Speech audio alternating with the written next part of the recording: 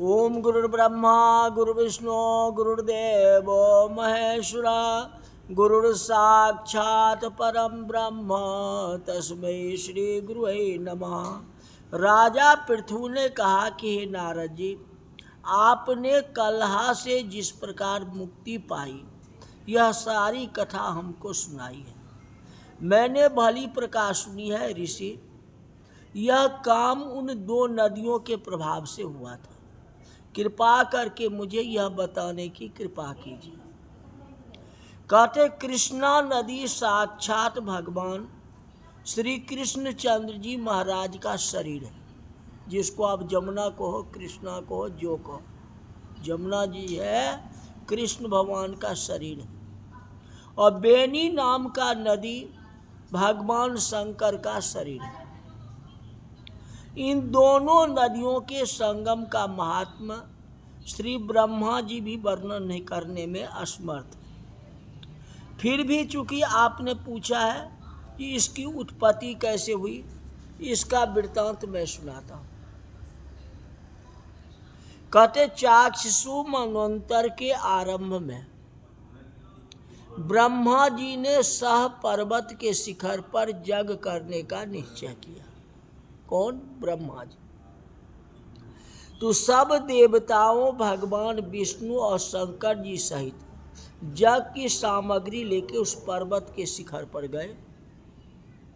तो महर्षि भृगु आदि ऋषियों ने ब्रह्म मुहूर्त में उन्हें दीक्षा देने का विचार किया।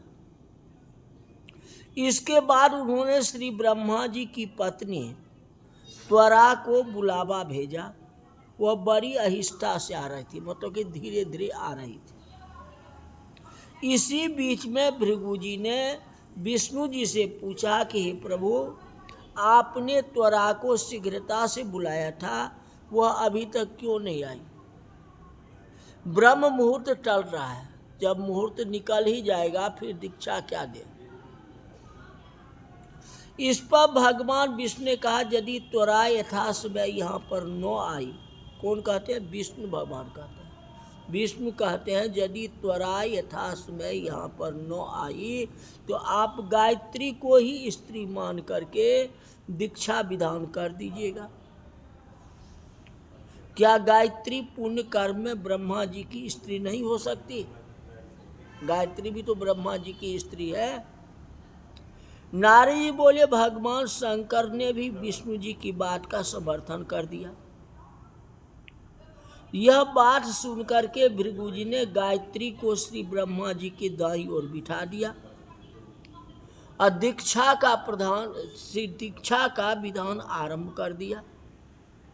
सीधा दीक्षा देना शुरू कर दिया। ऋषि मंडल गायत्री को दीक्षा दे ही रहे थे, इतने में त्वरा भी जग मंडप में पहुंच जाती है, क्योंकि निमंत्रण तो उसको भी दिया था आने के लिए। वो धीरे धीरे आ रही थी, अंतर तो इतना ही था ना।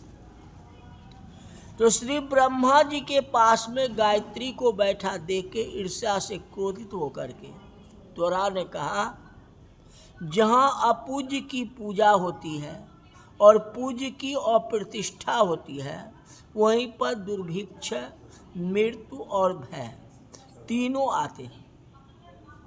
यह गायत्री ब्रह्मा जी की दाईं ओर तथा मेरे स्थान पर बैठी हुई है। यह अदृश्य बहने वाली नदी होगी। आप लोगों ने और विचार से इससे जो मेरे स्थान पर बैठाया है, इससे आप भी सब के सब जरूर नदी हो जाओ। जितने देवी देवता हैं सब के सब जो है नदी का रूप धारण करो, त्वरा भी जो है नदी हो जाएगी। नारद जी ने राजा पृथु से कहा कि राजन, इस तरह त्वरा के श्राप को सुन के गायत्री मारे क्रोध से लाल बबूका हो गई, अपने होठ काटने लगी। देवताओं के मना करने पर भी उसने उठ के त्वरा को भी श्राप दे दिया।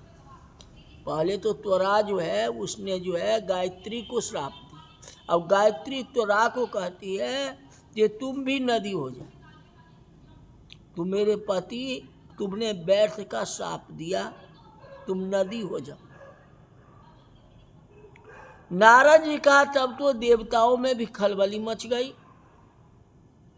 कि त्वरा को दंडवत करके कहने लगे कि देवी, तुमने जो ब्रह्मा आदि सभी देवताओं को श्राप दिया है, इससे यदि हम सब जल रूप नदी हो जाएंगे तो फिर निश्चय ये तीनों लोक न बच पाएगा, तो हम लोग नदी हो जाएंगे। यह श्राप तुमने बिना विचारे दिया है, अतः तुम इसे वापस ले लो। तो त्वरा ने कहा कि देवतागण, आपने जग के आरंभ में गणेश का पूजन नहीं किया था। न हमारी दोष है, न गायत्री का दोष है, न देवी देवता किसी का दोष नहीं है। आपने आरंभ में गणेश को पूजा नहीं की। पूजिए आदि गणेश, प्रथम प्रणाम करो। और दीक्षा देना प्रारंभ कर दिए, जग प्रारंभ कर दिए। इसीलिए यह विघ्न उपस्थित हुआ। मेरा यह श्राप कभी खाली नहीं जा सकता है। इसलिए आप सब अपने अंगों से जड़ीभूत होकर के अवश्य नदियां बनो। हम दोनों सौते भी अपने अपने अंश से पश्चिम से बहने वाली नदियां बन जाएंगी। नारद जी ने राजा पृथु से कहा, ये त्वरा के ये वचन सुन के सभी देवता विष्णु शंकर आदि अपने अपने अंश से नदियां बन गई।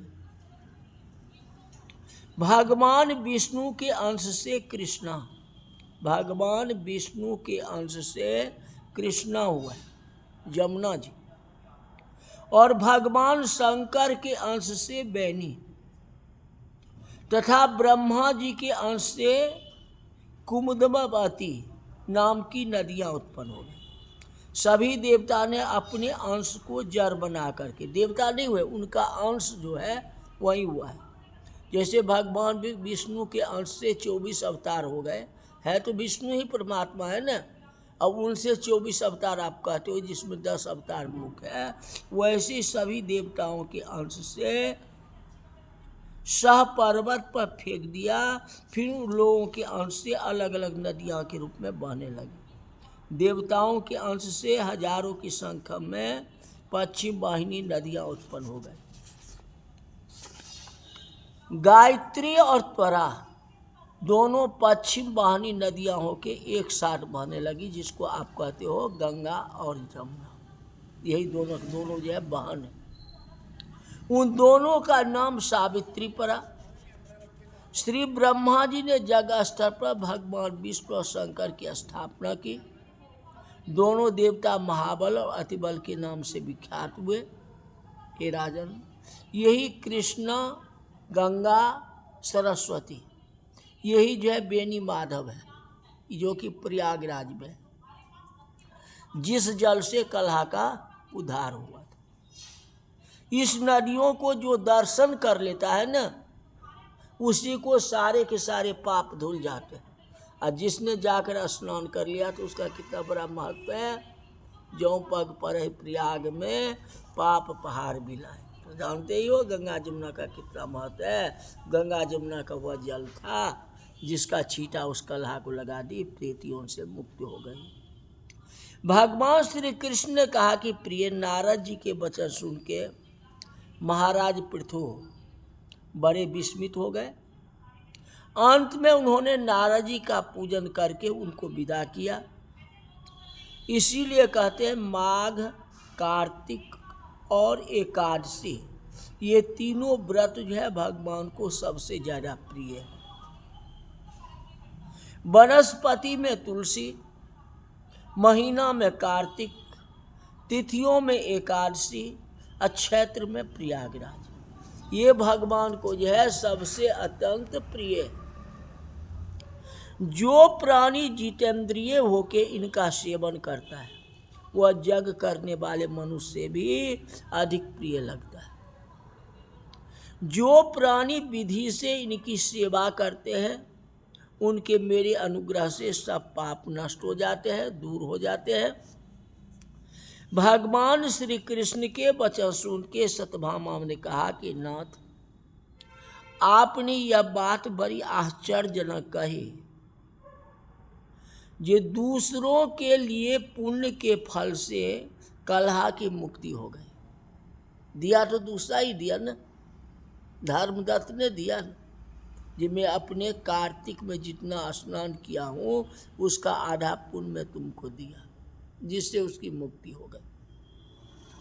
तो यह प्रभावशाली कार्तिक मास आपको अधिक प्रिय है। कहते जिसने पति द्रोह का पाप केवल स्नान के पुण्य से ही नष्ट हो जाता है, दूसरे मनुष्य द्वारा किया हुआ पुण्य उनको देने से कैसे मिल जाता है, इसको आप विस्तार से बतलाइए। तो भगवान कृष्ण ने कहा, बिना दिया हुआ पुण्य और पाप जिस कर्म द्वारा मिलता है, सुनो। सतयुग में देश ग्राम और कुलों को दिया पुण्य या पाप मिलता था, किंतु कलयुग में ऐसा नहीं। कहते हैं कलयुग में केवल कर्ता को ही पाप लगता है। पति जो है घर का गार्जियन होता है, मालिक होता है। पति को घर चलाना है, चाहे वो चोरी करे, चंडाली करे, या धर्म करे, या कर्म करे, चलाना है।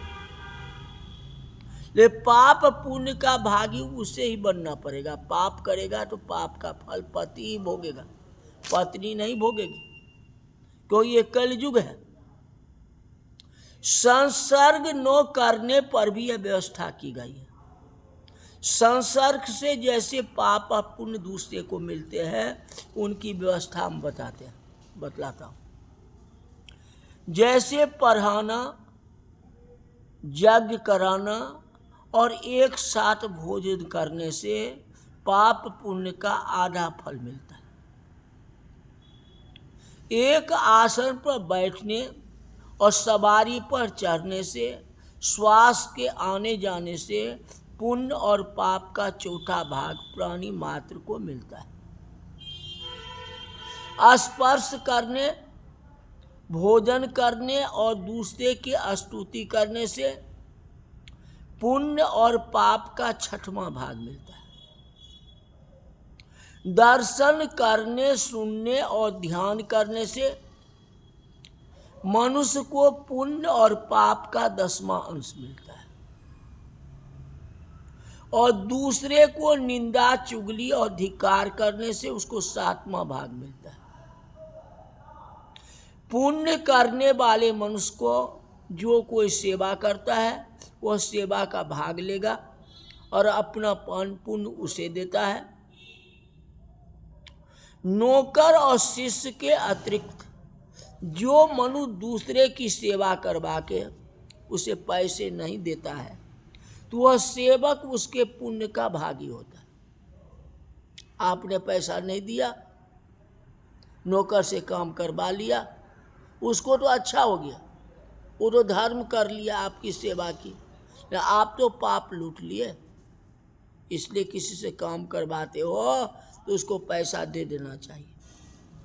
पंक्ति में बैठे हुए भोजन करने वाले का कोई व्यक्ति यह पत्तल को लांग देता है या पैर लगा देता है तो वह पाप हो जाता है। ऐसा न करे।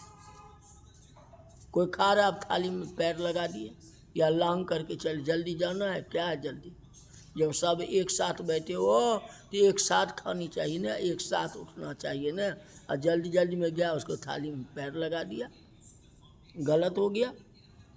किसी का थाली छीन लिया, खाना खाता है, गुस्सा कौन चीज का है, आपने थाली छीन लिया तो पाप आपका हुआ है ना, बेचारा भूखा रह गया ना। स्नान, ध्यान आदि करते हुए मनुष्य से जो व्यक्ति बातचीत करता है या उससे स्पर्श करता है उसे पाप लगता है। कि उसने स्नान करके आया है, आप उसके सामने जाते हो और आपके मुख से थूक निकलेगी, ये थूक उसके ऊपर छीटा जाएगा तो अशुद्ध हुआ कि नहीं? वो पूजा के लिए स्नान किया है ना। आप जाकर उनके साथ वार्तालाप करना है, वार्तालाप दूरी से आप करो, और सामने सामने फेस टू फेस करोगे तो मुख से थूक निकलेगा या आपका सांस उसको लगेगा तो शरीर दूषित हुआ कि नहीं? पवित्रता चाहिए ना, पाप हो गया ना। जो मनुष्य धर्म के काम के लिए दूसरे से धन मांगता है वह पुण्य का भागी है। आप किसी से मांग के किसी धार्मिक कार्य को कर सकते हो, उसी पैसे को अगर आप अपने घर में लगा लिया या कोई अन्य कार्य में लगा लिया तो वह क्या होगा, पाप हो जाएगा। दान करने वाला पुण्य का भाग। जो मनुष्य धर्म का उपदेश करता है और श्रोता से मांगता है, आप उपदेश किया, उपदेश करके चल दो और श्रोता को जी पैसे दे दो जी, दक्षिणा दे दो जी, ये क्या हो, बेच ही वेद धर्म दुहिले, ऐसा न कर, पाप लगे। जो मनुष्य दूसरे का धन चुरा लिया, जहाँ तक कि दान करना चाहिए किसी का चुरा लिया और चोरी करके दिखाने के लिए धर्म कर्म करता है, जो मैं बहुत बड़ा धार्मिक हूँ जी, आके तूने चोरी किया ना, चोरी करके धन लिया ना, चाहे तू धर्म करो या भंडारा करो या कुछ भी करो, लेकिन पाप का भागी तो हो गया, क्योंकि चोरी का धन है ना, दिखाने के लिए मैंने कर लिया भंडारा, किसी को कुछ खिला दिया। ऐसा न करें, ऐसा करने से पाप लगता है। कुछ और पापे हैं जो कल की कथा में आपको बताएंगे। आज की जो कथा यही तक रही। बोल वृंदावन बिहारी लाल की जय।